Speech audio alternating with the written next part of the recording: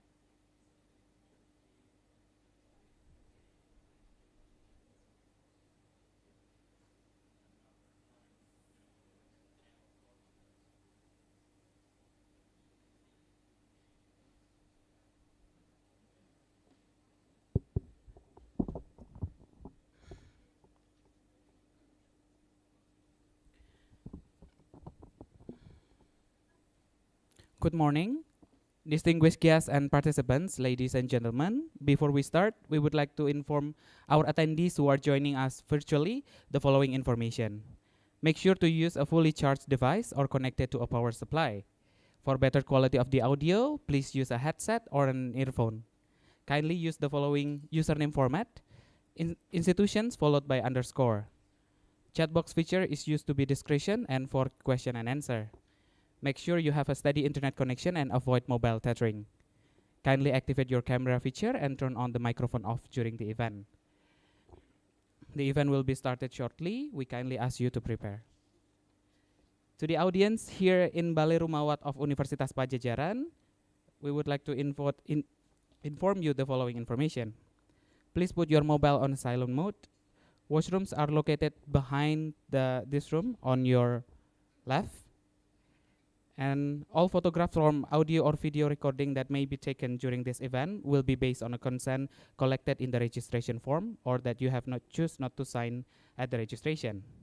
In case of emergency, please exit the room from the exit door and then gather at the assembly point in the parking space. Should you need any assistance, please contact one of our committee and we will be happy to help you. Assalamualaikum warahmatullahi wabarakatuh. Good morning, ladies and gentlemen. We thank you so much for taking the time to join us in this occasion, and we warmly welcome you to the public lecture by British Council Chief Executive Scott McDonald.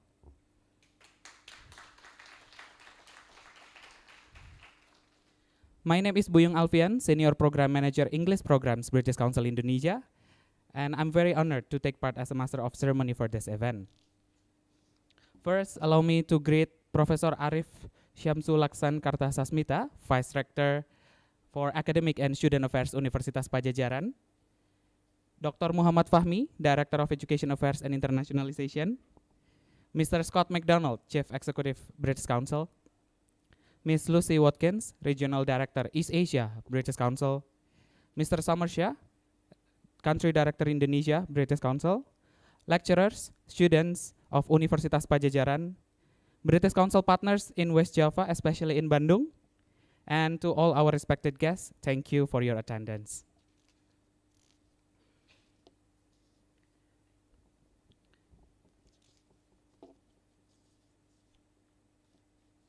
British Council is the UK's international organization for cultural relations and educational opportunities. We were founded in the UK in 1934 and have been in Indonesia since 1948. This year, we celebrate our 75th anniversary in Indonesia. It is such a significant milestone in our journey to connect the people in Indonesia and the UK through our works in the arts, education, and English language. Bandung and West Java, as one of key provinces in Indonesia, has a special place in our heart. because 75 years ago we opened our first office here in Bandung. Our first office building still exists and now becomes part of the Kodam Siliwangi military compound. And earlier before this event, we had a celebration at Yayasan Pusat Kebudayaan in Braga, which is located across our second office, which now becomes Bank BJB building in Braga intersection. Throughout our 75th anniversary journey in Indonesia, we have worked with many great partners, and Universitas Padjadjaran is one of our key partners in Bandung. And therefore, we are very honored to be able to be here and have UNPAD to host us today. To begin the event, I would like to invite Professor Arif Syamsul Laksan Kartasasmita, Vice Rector for Academic and Student Affairs, Universitas Padjadjaran, to give a welcoming remarks. Professor Arif, the floor is yours.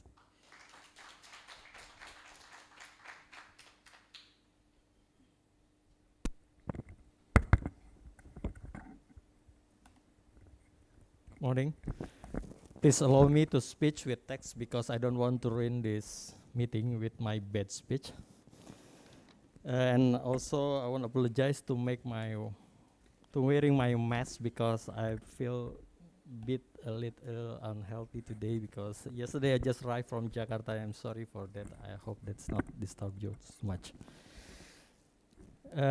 Distinguished guests, ladies and gentlemen, and members of Universitas Padjadjaran community. So I would like to honor and welcome the Chief Executive of the British Council, Mr. Scott McDonald, and also the Country Director of British Council Indonesia, Mr. Samersia, and Ibu Lucy Austin. Sorry, I forget your name. But thank you very much for our campus today. And today in our campus, Mr. McDonald will deliver a public lecture to celebrating the British Council Indonesia 75th anniversary. And of course, will be a significant milestone in promoting cultural exchange, language learning, and education in Indonesia and beyond.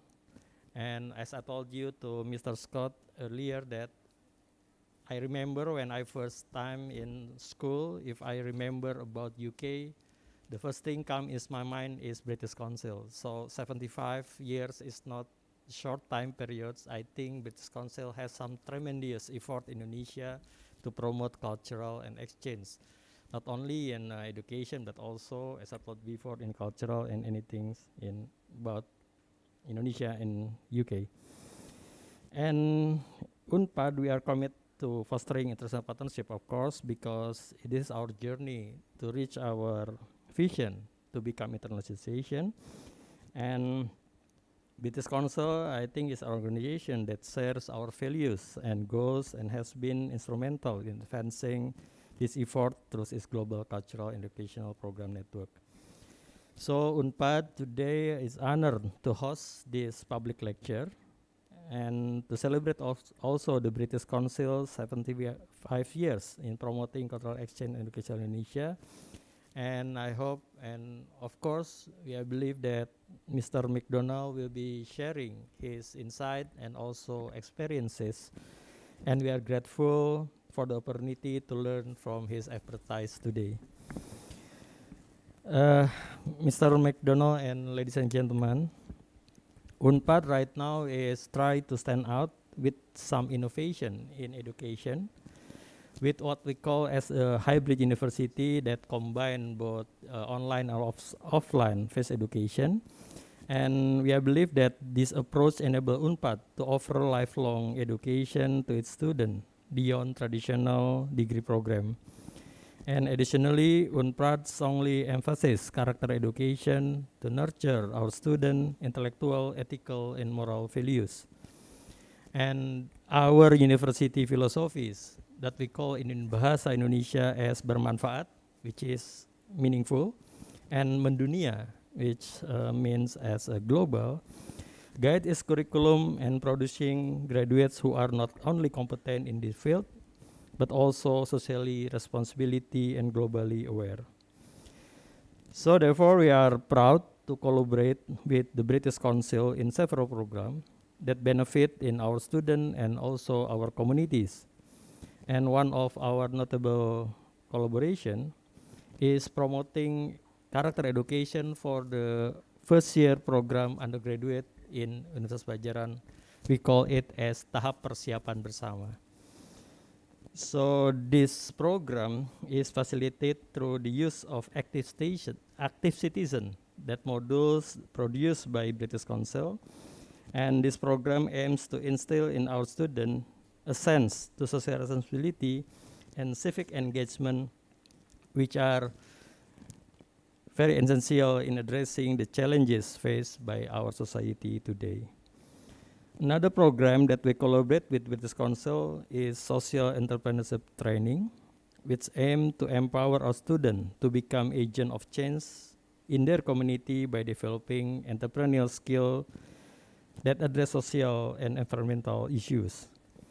And we are proud to have the British Council as our partner in this endeavor, and as the global expertise and network in social entrepreneur provide valuable insight and opportunities for our students. We also collaborate with British Council in the workshop of English as Medium Instruction, or EMI, providing our faculty member with professional development opportunities to improve their English language proficiency and teaching skill. And we are recognize the importance of English as global language, and we are grateful for British Council for the support in enhancing our faculty members' capacity to deliver quality education in English. We believe that this collaboration with the British Council have enabled us to provide our students with valuable learning opportunities that prepare them to be globally competitive and socially responsible citizens. We hope that Mr. McDonald Public Lecture will inspire us to continue our efforts to promote cultural exchange and education, and to build bridges between different cultures and communities. We look forward to a fruitful and engaging discussion that will benefit to our students, our communities, and also the world at large. Before I close my speech, I would like to thanks to all the community and also the committee that pull out this event. Very good, and I hope this will give some beneficial to our university and also, of course, to our student in this valuable speech. Once again, I extend my warmest welcome to Mr. McDonald and also Pak Sia, if you don't mind to call as a Pak, and also Bu. I'm sorry, forget the name again. Lucy, I'm sorry, forget the name again. And of course, express gratitude for the British Council to continue the supporting to Universitas Padjadjaran in promoting cultural exchange and education in Indonesia. Thank you very much. Wassalamualaikum warahmatullahi wabarakatuh. Thank you, Prof. Arif, for your remarks. Next, I would like to invite Mr. Samar Shah, Country Director, British Council Indonesia, to give his remarks. Samar, the floor is yours. Thank you, Buyong. Professor Arif, Dr. Fahmi, students and colleagues from UNPAD, good morning. How are you? Good? I feel great because I always enjoy coming to universities.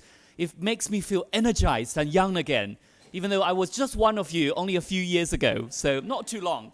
Still got it. Thank you so much, Professor Arif and Dr. Fahmi and everybody for hosting us at UNPAD. As you have heard, this is very special for us because we are celebrating our 75th birthday. So in 1948, we started our operation in Bandung from the British Council. And 75 years later, we're still here, going from strength to strength, and then doing what we set out to do, building that cultural relations through creating connections, trust and understanding between the people of Indonesia and the people of the UK. So on this very special occasion, we're delighted to welcome Scott McDonald, our Chief Executive, to come to Indonesia for the first time, and also Lucy Watkins, our Regional Director, to be with us, and all of you to join our birthday party. So the British Council, we are the UK's international cultural relations organisation, and you'll hear a lot more from Scott about cultural relations. So what we do is really about promoting people-to-people engagement through English language, education, and arts and culture. So we have many programs for the benefits of people from Indonesia, such as scholarships for young Indonesians like yourself to study in the UK, UK professional qualifications such as IELTS, so that you could also study abroad and also progress with your career. We have residency programs for young Indonesian artists to showcase their talent and creativity with the rest of the world. We provide English language training for different people, including ulamas, so that they could interact more confidently on the world stage. And also we have success stories like your governor, Ridwan Kamil, who we just met this morning in our celebration, who was the winner of the British Council Young Creative Entrepreneur back in 2006, and we sent him to Glasgow, and that has inspired him with many of his designs, including the many lighthouses in West Java.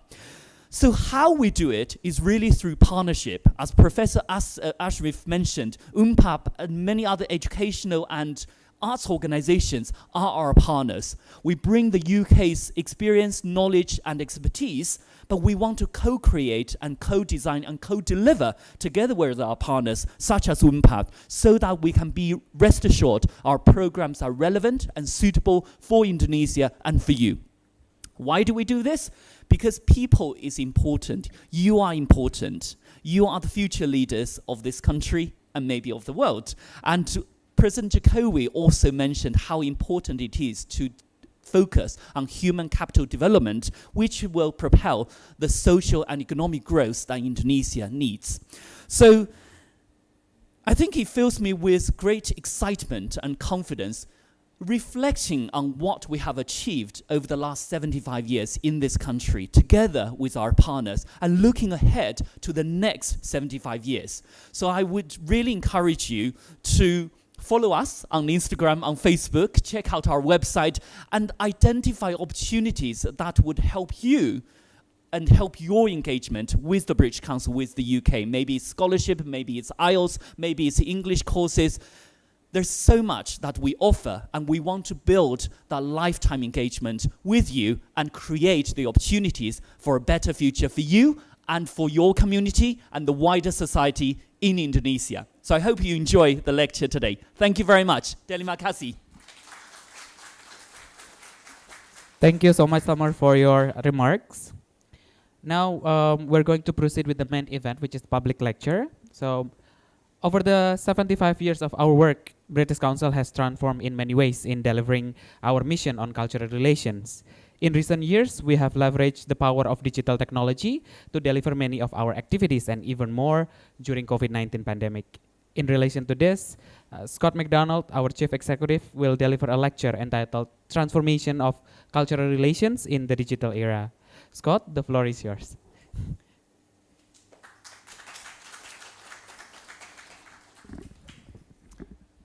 Professor Arif and Dr. Fahmy, welcome, ladies and gentlemen, particularly all the students. Salamat siang, salamat datang. It's great to be here with you today.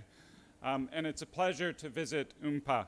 I know how much the university does to build the skills of students, really to help them plot their own course here, whether that be in social enterprise, creativity, entrepreneurship, or even the digital world. And we've been delighted to support you in your work in the small ways we've been able to help. I'm a newcomer to West Java. This is my first visit here. But as you heard, the British Council has been here for a long time, since 1948. It's 3/4 of a century. I think probably longer than everyone in the room has been alive, unless there's any surprises. The reason we came in 1948 was to do what we've done since then, which is to help build friendship between the UK and Indonesia. And that's a friendship built on shared history, strong cooperation, and excellent people-to-people connections that have strengthened over time. Openness to each other's ideas and aspirations is central to the good health of the UK-Indonesian relationship. And the question of how a country, an institution, or even an individual stays open to new ideas and open to new influences without losing touch with their own values, their own traditions, their own culture, is at the heart of what we do at the British Council, and we call that cultural relations. We work to build long-term connections, understanding, and trust between the UK and Indonesia. We live in a world that's changing, where power and influence are shifting like tectonic plates, although much faster than the way tectonic plates shift. And strong relationships between trusted partners like Indonesia and the UK, we think are the best investment all of us can make. In an uncertain world, we may not have any idea where the world is going in the next 10 years, but we do know who we want to travel with. Globalization and globalization that is increasing in pace and intensity means that our countries are inextricably connected with each other, regardless of whether we like it or not. And none of us will be able to solve the world's greatest problems, whether those are economic, climate, energy, resource pressures, on our own. The UK and Indonesia work closely together on all of these challenges and many other crucial global issues. And the success of the UK-Indonesia relationship is based on much more than political bonds or trade relationships. An essential part of that relationship is people-to-people connections. Who you know, how you feel about the people you know, what you know about them, do you respect them, do you respect their culture? And our cultural and educational links between the two countries have grown very strongly over time. And that's where the British Council has played most of our role, working together with our partners, the leaders of UK institutions, to promote student mobility, encouraging partnerships between universities, other institutions, as well as building links between universities and industry in both countries. To highlight just a few examples that Summer touched on briefly, we've supported the Indonesian government's short-term study abroad program, ISEMA, and 312 of the 2,000 ISEMA students currently studying are studying in the UK. So the UK is the most popular destination from that program. We funded 8 institutional partnerships last year between universities in the UK and Indonesia through our Going Global partnership grants. And that led to the first dual degree program between a Scottish and Indonesian university, giving Indonesian students much more option to benefit from the UK's educational system. And we provide access to UK qualifications through our exam services in 12 cities across Indonesia, allowing about 10,000 people last year the opportunity to pursue further studies or progress their careers. Through participating in cultural and educational exchanges and engaging with countries and cultures different from your own, we think young people can fulfill their potential, gain new perspectives, and equip themselves with the knowledge, skills, and understanding that will enable them to live, work, and contribute in a highly competitive world. The British Council's recently Next Generation report on Indonesia, which I encourage you to read if you haven't. We interviewed all sorts of young Indonesians to get their perspective on what they thought of the country and what they thought of the relationships with the UK. What it said in the report is that this young generation of Indonesians is focused on the future for their own benefit, but also for the benefit of the country.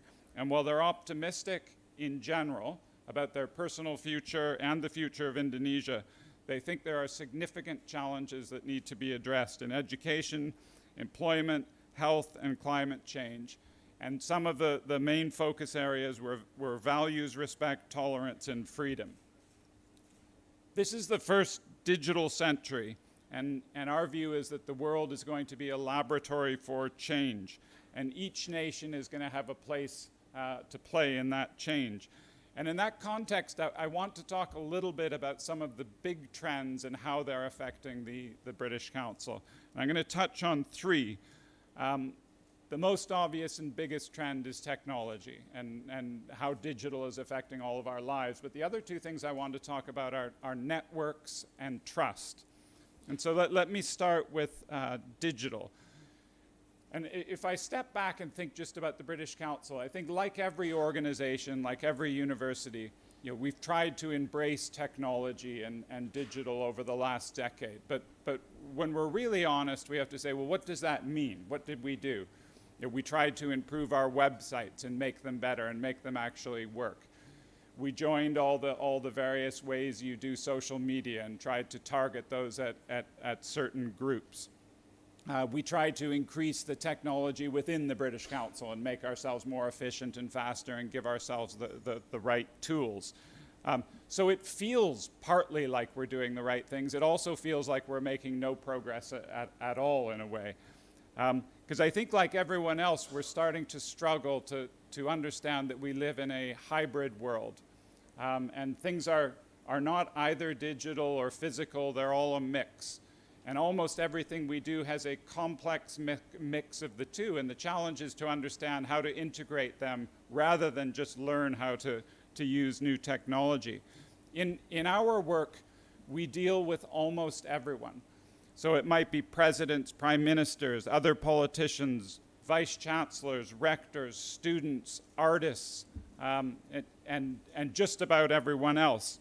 And I think one of the main things we've learned in digital is you have to spend a lot of time segmenting who you talk to, tailoring how you talk to them, and tailoring how you use technology when you talk to them.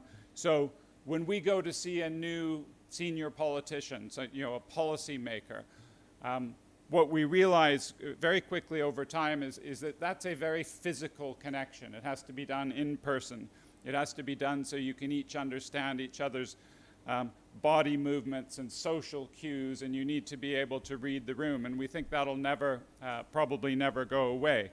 On the other hand, when we teach English and we have a repeat customer who's come to us 25 times already, they're quite happy to engage with us on a digital basis and not interact physically. And then so that means we have to segment our whole portfolio and think about each situation very specifically. So, when we deal with students and young people, for instance, we might try and create a virtual tour of a museum in the UK and have some chance that you might actually look at that. If we're trying to create a professional network, we might use LinkedIn. If we're developing an Indian arts festival, for instance, we might use WhatsApp to do that. And if we develop that same festival in France, we might need to use Facebook. And this is, I think, the next level of development for us on technology and digital is really, really careful thought about how we use it. The other thing we've had to do a lot of thinking about is digital communication basically takes power away from organizations and gives it to the people they're communicating to. And essentially you shift from broadcasting, just sharing your thoughts, sharing your ideas, to engaging with people. And you have to engage with them on an equal basis. You have to convince them there's some mutual benefit in the exchange, or else they've got a million different options on things to engage with, so they won't engage with you. And this requires, I think, from all organizations too, an enormous amount of thought on, first of all, getting comfortable with giving up the power, and then secondly, learning how to do the mutual benefit part. The other thing on technology that's affecting us is the really radical changes out there. And we've seen in the last few months with the ChatGPT AI technology, everyone's now thinking about their actual organizations and businesses in terms of what could radically change. And I'll give you an example in the British Council portfolio. We do the IELTS exam, which is an exam to test essentially how proficient you are at the English language. And the traditional way you do that test is you prepare over a long time, you study, and then you sit down and write a test either at a computer or actually in person on paper at a center based on your preference.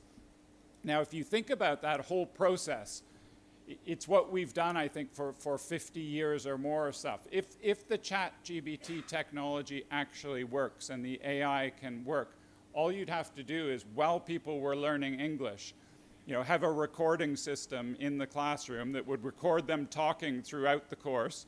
And at the end, we would already have the assessment of everyone, so no one would actually have to write the exam. And I think there's an example like that, in every area of every organization that we're going to have to address and figure out how it works. And the final thing we think about a lot on the digital side are the ethical questions around digital, and how do we deal with the digital divides that we're creating in the world. And what we tend to think is there have always been physical divides. People have been excluded that we have been trying to address, and the digital world is no different. There are new digital divides. And we spent a lot of time at the British Council trying to address that, trying to reach out to groups that aren't normally connected. But I don't think it's the full answer to exclusion. Both of them need to come together. The second area of trends I wanted to talk about briefly were networks. And networks is what the British Council has been thinking about for nearly 90 years. How do we connect people, it's particularly young people across the world, so they understand each other better? And digital has really highlighted the importance, the value, the danger of networks as well. And the way the current world is focused so much on efficiency, networks become more important in technology as well. And our view is this is a little bit like the hybrid model between physical and digital interaction. It's something you need to understand, you need to think about, and you need to build into your planning rather than just assuming networks will happen. So when we think about the world now, we basically think about it as a network of young people for the British Council. And we try to figure out how to connect them. And a good example for us is we did a program last year called the Climate Connection. And the hypothesis behind that was that young people around the world will be the ones most affected by climate. They're the ones who care the most about climate because they'll be the most affected. But they have the smallest platform to contribute, and it's very hard for them to get their views across and taken seriously in public debate. So we created a global network of young people that got together, and we had, I think, 8,000 people from across the world, and they consolidated all their ideas into a global letter that then was presented at the UN conference where they had a special section for young people. Now, the final thing I wanted to talk about in terms of trends is trust, because all the things I talked about so far, particularly digital and networks, have an impact on trust. And our job at the end of the day is to actually build trust. And so we had to think a lot about, if we have to give up control, focus on mutual benefit, build networks, use technology, have a hybrid way of communicating, does this reduce our ability to get people to trust each other? And I think there are 3 lessons we've taken away from this. The first is that the main point about trust is that you have to keep your promises, whether those are made in a physical way or a digital way. People can see whether you're keeping your promises in both, and if you break your promises, you lose trust. So we focus all the time at the British Council on making sure we keep our promises. I think the second thing we think about around trust is that the world has changed in a way, and in many ways. And what's really important is to interact as equals or as partners, almost regardless of the method of communication. And I think a great example of this would be the relationship between the UK and Indonesia. And over time, we've had a relationship that has evolved in many, many ways. But as we sit here in 2023, we are equals now as countries, and we need to engage as equals and engage in a way where we can provide mutual benefit to each other and help each other solve problems rather than any other way. And that will build trust. And the final thing we think about around trust is that it needs to be consistent and long-term. And one of the great things about the British Council, and one of the great things about working at the British Council, is we're not directly tied to the government. We are, of course, part of the UK government ecosystem, but we're an independent entity, and we were created so that we didn't get pushed around by short-term government cycles. So, governments are usually in power for 3, 4, 5 years, and they have very specific things they want to do. And the parts of the government that they control, they say, well, do these things that we want to do. And that is good. That's how you get things done. But what gives us great freedom is we're supposed to think over 10, 20, 50, 70, 100 years about how to build friendships.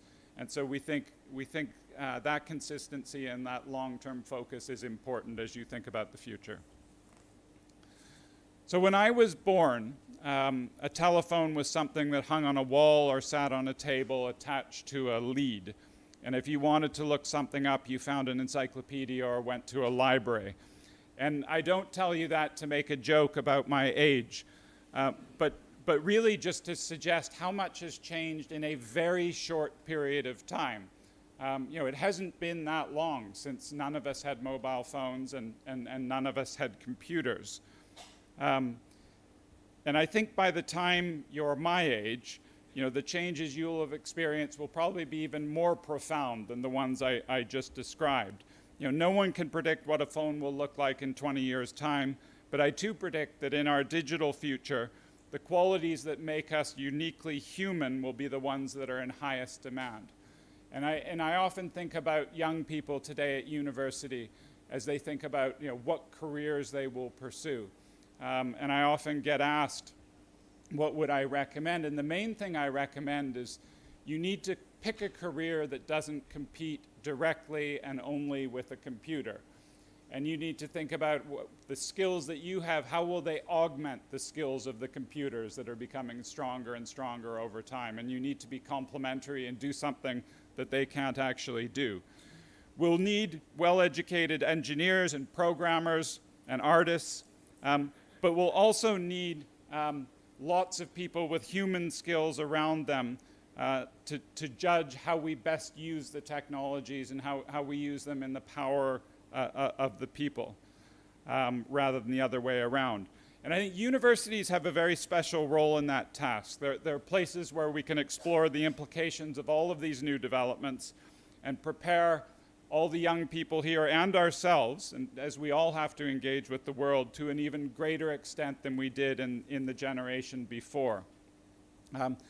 Networks of people-to-people connections are what power our communities. They're ultimately what power our great institutions, and they're stronger than the individuals that make them up. And I think in many ways you could say the function of a modern university is to create networks between communities, disciplines, nations, to ensure that each of us can play a role in building a better future. So to the students in this room particularly, I really envy your time at UNPA. I think you have some great years ahead. To be a student is to be continually thinking about the future, what you hope to achieve, what path in life you'll take, and how the things you're learning now will benefit you and your country and the world in the years to come. I think the people in this room will be the ones who write the next chapter of Indonesia's story, and it's up to all of you to determine what that story will say. Terima kasih. Thank you. Short Q&A? Yes. Scott, would you like to stay for a bit for a Q&A? Yeah, so thank you so much for sharing that insightful talk. Now I would like to open the floor for very short question and answer. Yes, first. Miss. Do we have mic? Do we have microphone? Or you can come here.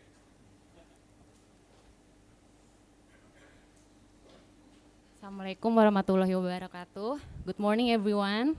Yeah, I'm Elita Pertiwi. I'm a postgraduate student of Master of Economics in UNPAD.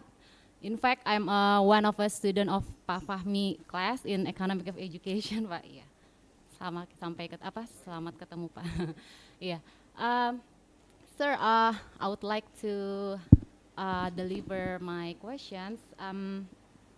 as we know, digital technologies like social media, for example, like Twitter, Facebook, or YouTube, have allowed us to communicate and get any information at any time across the globe and also across cultural boundaries. And within the developed country versus developing countries, or between the poor and the rich, and in any different context, like different religion, different background, different perspective, now we are all connected via the same platform. So, however, this may have several challenges because one size may not fit all, right? So one particular culture may not fit in every different cultures. So my questions will be, as a student or as a part of a big community, what's the best, or what's your suggestions of how to set the healthy boundaries from a cultural mixtures, and what are the best principles to balance between achieving a state-of-the-art of outside culture while still maintaining our identity as a citizen of Indonesia? Yeah, thank you, sir. Thank you. It's a very thoughtful question. Did you just think of that there? Yeah, because balancing, yeah, thank you. No, but it's a really interesting question. It's related to some of the things I was talking about how digital technology evolves. And what I think is, what have we been doing the last 5 or maybe 10 years with social media? I think we've basically been learning how to use it. You know, a whole series of technologies come along, we get the apps, we start communicating, we see how powerful it is, how wide it is, and as you say, it opens up our connections to people we'd never encountered before. And then we have probably now dozens of different social media apps, and that each have a slightly different technology and approach behind them. So we've been doing that for 10 years and trying and experimenting and communicating and seeing some of the problems. I think what actually happens is you almost come full circle back and you realize that, okay, there are new ways to communicate, the networks are bigger, they're faster, you can reach new people, but in the end you still come back to being human on them, and you have to figure out what you're communicating and why. And when you and I communicate on Twitter, for instance, we might do that while we're learning it, but eventually you're going to say, what value do I get from reading Scott's Twitter comments or Facebook comments? And is that good for me? Is it good for our relationship? Is it good for a broader relationship? So I think we've circled back, and those are the challenges we're starting to ask, and people are becoming more discerning. They're stopping using certain things, they're stopping communicating with certain groups, and it becomes much more human again. But I think we're kind of just partway through that process. I don't think it answered all of that complex question, but maybe a little bit of it, yeah. Thank you, Ms. Arlita. We have one question from the online audience, Scott. So, how British Council will expand its cultural relations activities to reach community who might have limited access to the digital technology in the future? So it's something we've given a lot of thought to over all the years the British Council has been in existence, and there's a bunch of ways we do it. Well, one is we physically try and get around the countries we're in and actually reach into parts of society that don't have access to either British Council programs or physical programs or the digital programs, and so we have things specifically to help. You know, it could be certain segments of society, whether they're girls who aren't in education, or disabled people, or people in rural communities where they don't have connections, and that's a big part of our work, trying to figure out how to do that, often with the governments who we work with, because we generally have a shared objective to increase inclusion in almost everything we do. Thank you. I'm afraid due to the time limitation, we have to end the Q&A sessions. Please follow British Council's social media and also Scott's social media on Twitter and LinkedIn, and you can interact further with Scott for if you have any questions. So to express our appreciation to Universitas Padjadjaran, we would like to give tokens of appreciation from British Council.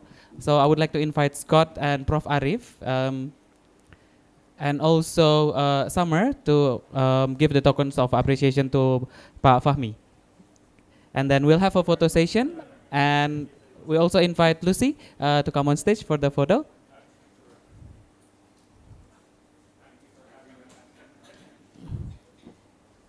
Yes, and UNPAD also has something for you and the British Council in Indonesia.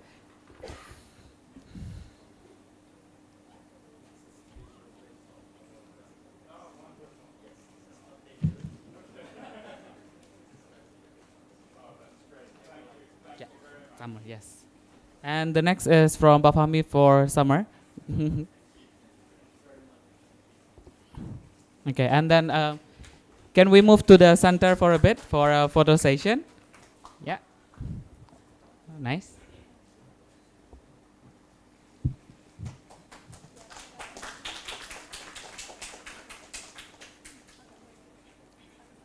Okay. Thank you. And with that, it also concludes our event today. On behalf of the British Council, we would like to express our highest appreciation to Universitas Padjadjaran and all of our partners and audience who have joined us today here and online. We also owe our sincere apology for any oversight that might occur during the event. And before we close, we would like to invite you to fill a feedback survey, and then once you complete that feedback survey, you will get a link to download your e-certificate. Okay. So thank you very much for your attendance. I'm Buyung Alfian signing off, and thank you and have a good day.